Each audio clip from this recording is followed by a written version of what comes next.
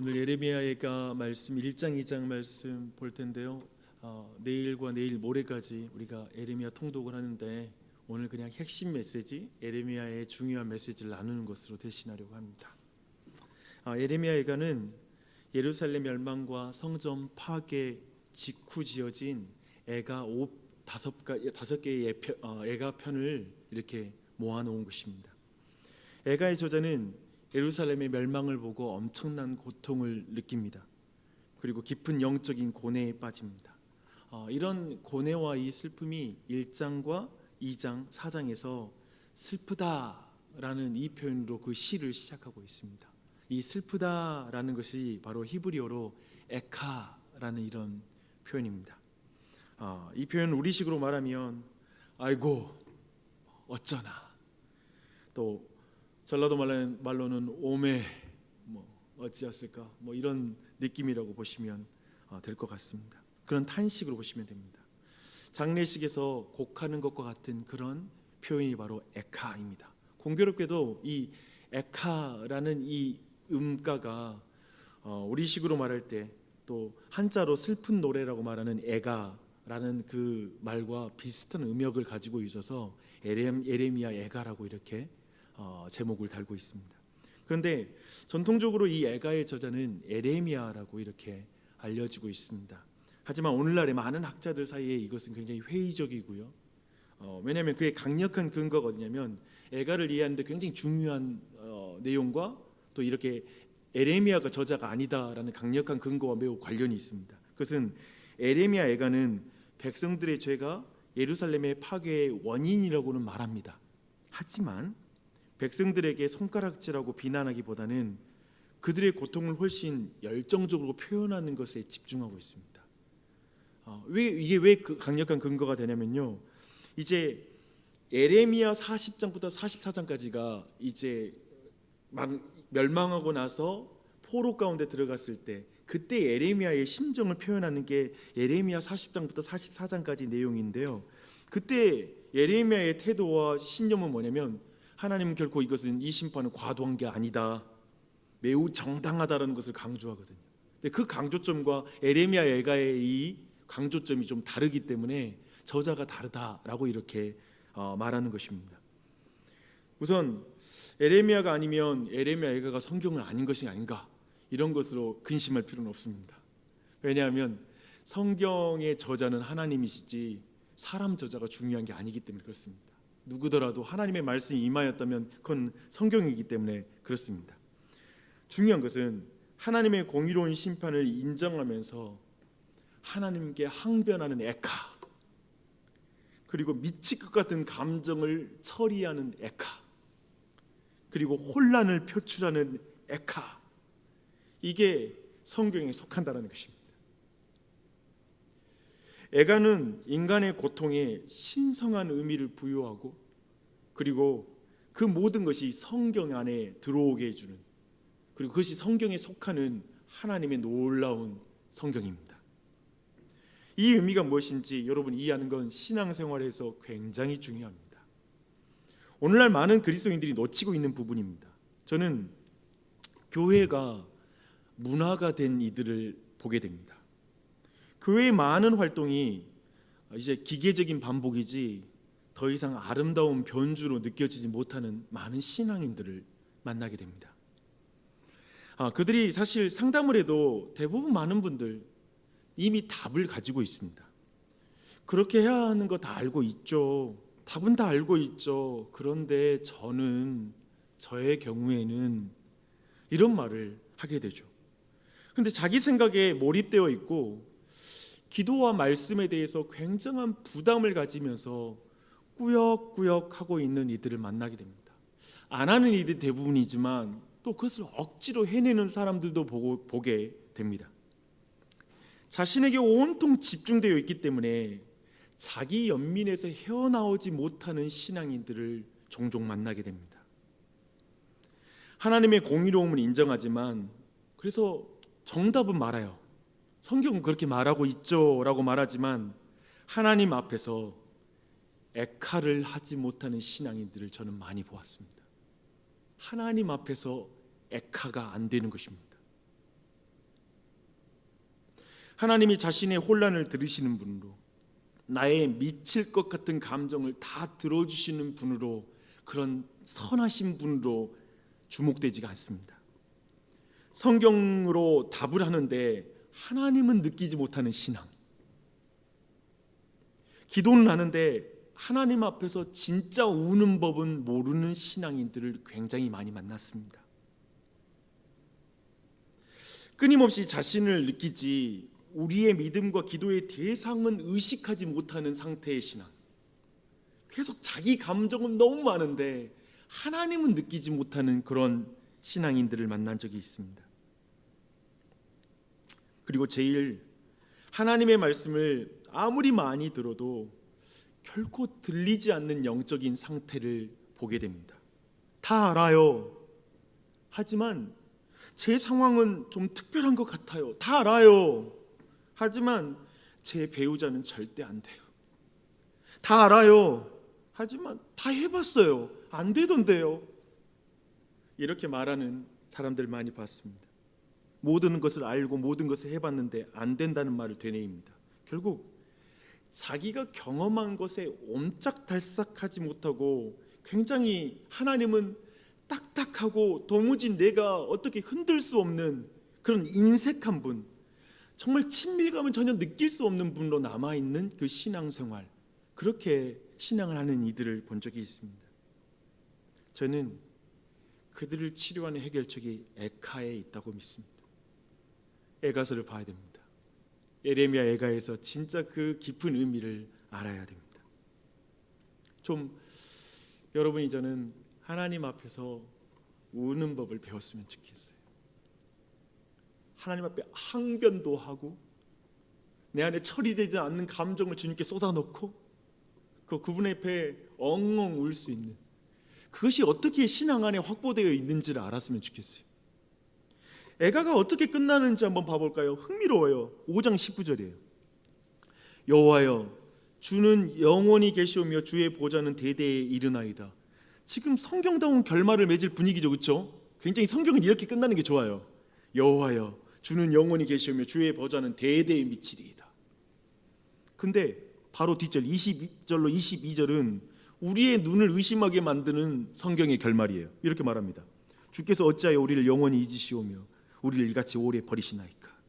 여호와여, 우리를 주께로 돌이키소서. 그리하시면 우리가 주께로 돌아가겠사오니 우리의 날들을 다시 새롭게 하사 애적 같게 하옵소서. 주께서 우리를 아주 버리셨사오며 우리에게 진노하심이 참으로 크시나이다. 이렇게 에가가 끝이 납니다. 주님의 영원한 통치를 믿는데 갑자기 하나님이 왜 이스라엘을 버렸는지, 그분의 진노가 왜 이렇게 길기만 한 건지를 지금 에카하고 있습니다. 이렇게 예가는 깔끔하지 않게 마무리가 됩니다. 깔끔하지 않죠? 그렇죠? 하나님의 성품과 약속을 믿지만 그 안에 나의 고통스러운 현실에 대한 항변, 복잡한 감정, 혼란이 표출되는 공간이 고스란히 또 남겨져 있습니다. 논리적으로 맞지 않는 말이에요. 그리고 우리가 배웠던 신앙과도 별 신앙관과도 맞지 않지 않아요? 늘 익숙하게 들어왔던 교회에서 배우는 거. 믿음이 있다면 항변도 없고, 하나님을 사랑한다면 슬픈 감정도 없고, 혼란도 없애야 하는 거야. 그게 좋은 신앙이야.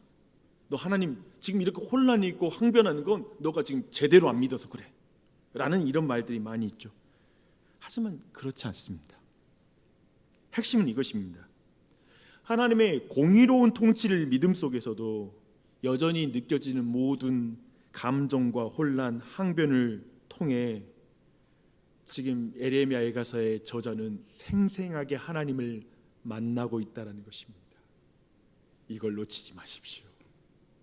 이것을 놓치지 마십시오. 신앙생활은 깔끔하게 안 됩니다. 뭐 아니면 도가 아닙니다.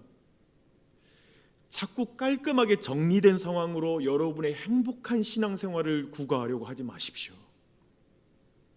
제가 보니 이것이었어요. 저는 그랬어요. 저에겐 답은 이것이었어요. 도리어 예가는 여러분의 모든 감정을 다 받아내는 하나님 안에서 행복을 추구하라고 말하고 있습니다.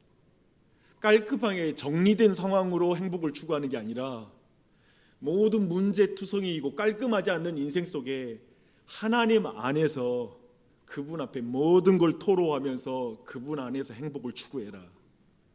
이것이 성경이 말하고 있는 신앙에 대한 전 핵심이라고 믿습니다. 하나님 앞에서 우는 법을 배우십시오.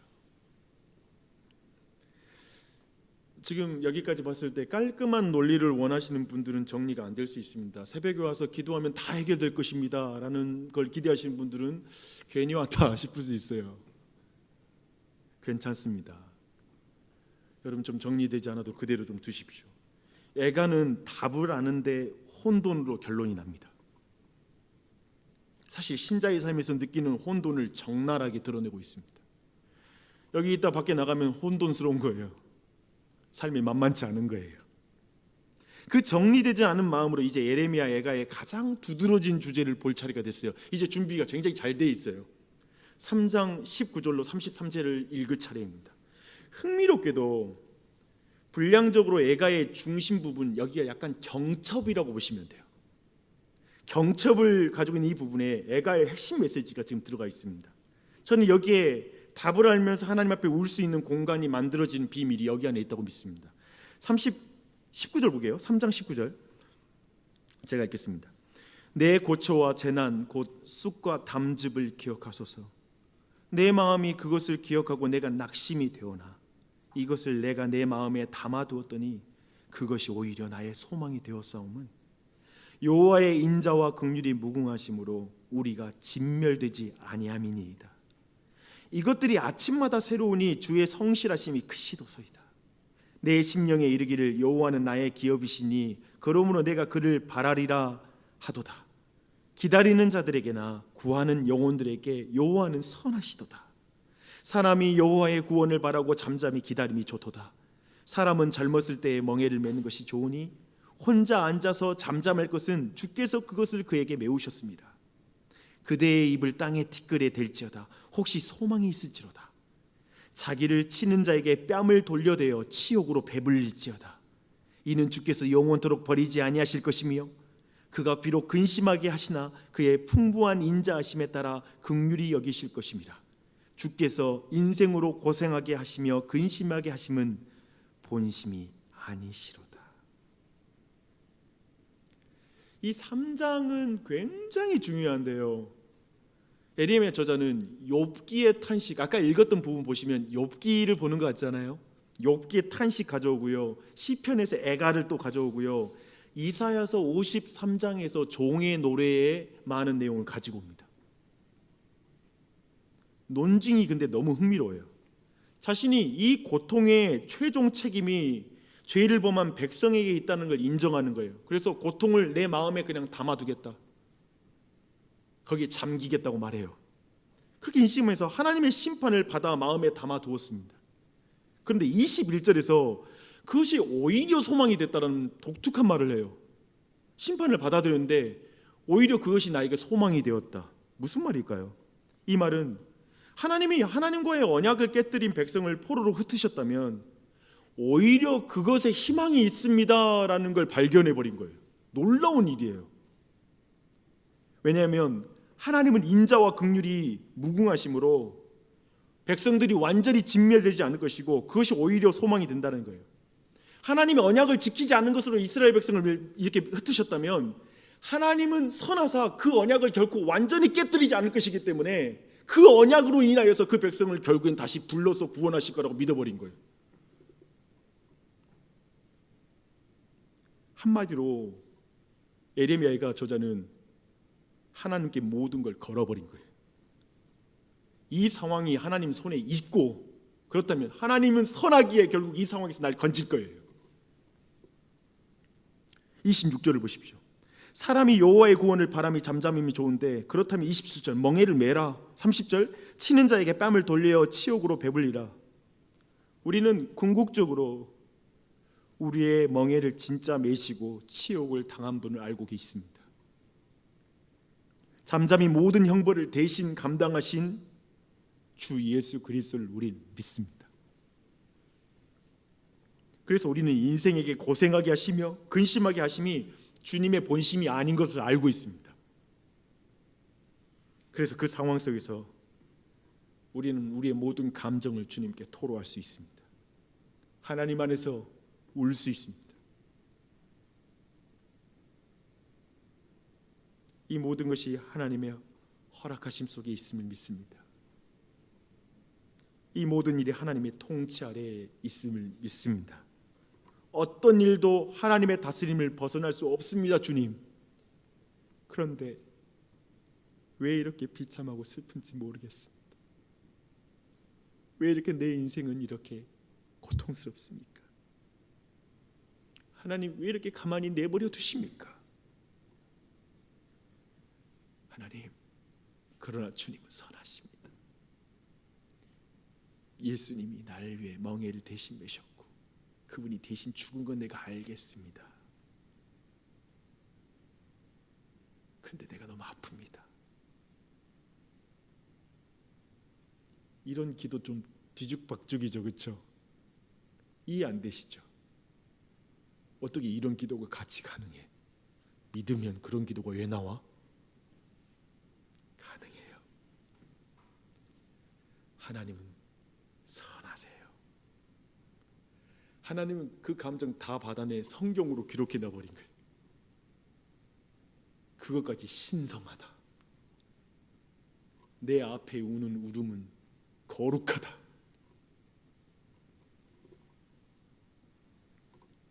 하나님의 다스림을 믿기에 벗어난 것 같은 상황에 에카를 외치십시오. 항상 그리스도의 이름을 붙잡으면 많이 나쁘게 경계를 넘어서지는 않을 것입니다. 여러분이 예수님 믿는다면 경계를 넘어가진 않을 거예요. 이게 핵심입니다. 그 안에서 선하신 하나님의 처분에 기꺼이 자신의 운명을 맡기는 법을 배워가십시오. 이게 신앙의, 제가 볼 때, 제가 이제까지 성경을 보면서 발견한 정점역이에요. 하나님께, 선하신 하나님께, 하나님의 처분에 기꺼이 내 모든 인생을 다 맡겨버리는 거예요. 집안에 병이 몰아닥칠 때, 고난이 몰아닥칠 때에도 그때에만 하나님 안에서 우는 게 가능해요. 모든 처분을 주께 맡기는 거예요. 맡기면 내 인생이 망가질까요? 아니요. 날 위해 죽으신 분이시거든요. 그 아들을 보내신 분이시거든요. 기꺼이 다 맡기는 거예요. 그것을 배워가십시오. 근데 제가 보는 제일 안타까운 거 뭐냐면, 오늘날에 진짜 문제는 뭐냐면 무슨 일이 닥쳐도 하나님 앞에서 안 웃는 거예요, 사람들이. 도무지 교회를 다니고 10년, 20년 상관없이, 직분자 상관없이 기도할 줄을 모르는 거예요. 에카가 없는 거예요. 제가 볼 때 이게 제일 무서워요. 하나님 앞에 와서 절규하고 항변하고 원망하고 소리를 질렀으면 좋겠어요. 그러지 않은 거예요. 오늘 저녁에 금요복음 집회 있어요. 제 항상 마음은 뭐냐면, 갈수록 느껴요. 야, 성경 공부하고 교리 공부하고 뭐하고 제 생각에는 하나님 안에서 우는 법을 모르는 이상, 그 열매로 귀결되지 않는 이상 알고 있다라는 것들이 되게 공허하더라고요. 겸손해야 돼요. 무릎 꿇지 않는 지식은 교만한 거예요. 기도하지 못하는 지식은 다 제가 볼 때는 정말 그 온전하게 배우지를 못한 거예요. 사랑하는 여러분, 나주혁신 장로교회뿐만 아니라 우리 모두 에카를 외칠 줄 알아야 돼요. 그러지 않는 이상 우리는 뭔가 신앙의 방향을 잃어버린 것입니다. 그런 반면에 여러분이 말씀드리고 싶어요. 여러분이 어떤 상황이 있었는지 모르겠어요. 근데 나는 기도하러 나와 있는 분들 보면 나는 그냥 소망이 있다는 생각, 걱정이 많이는 안 돼요. 자, 그냥 하나님 만져가시겠다. 그게 저는 진짜 확신이 있어요. 하나님 앞에 엎드리는 이상 저 사람 어떻게든 된다. 어떻게든 하나님이 이끄신다는 확신이 있어요. 잊지 마십시오. 주님 앞에 우세요. 괜찮아요. 그것마저 다 받아주세요. 하나님이 그런 분이세요. 아까 말했죠. 어떻게 믿음과 우리의 항변이 같은 공간 안에 존재할까? 그 공간을 만드는 건 하나님이라고 저는 믿습니다. 하나님이 다 들으세요. 다 받아내세요. 그리고 그 가운데 날 빚어가세요. 여러분이 믿는 오늘 기도하는 대상이 그런 분이세요. 예수님의 이름으로 기도하세요. 예수님의 이름으로, 그 선하신 이름으로. 그러면 주님이 다 들어주세요. 다 들어주세요. 저는 믿습니다. 그렇게 기도를 배워가십시다. 이게 나는 여러분에게 위로가 되길 바랍니다. 기도할게요.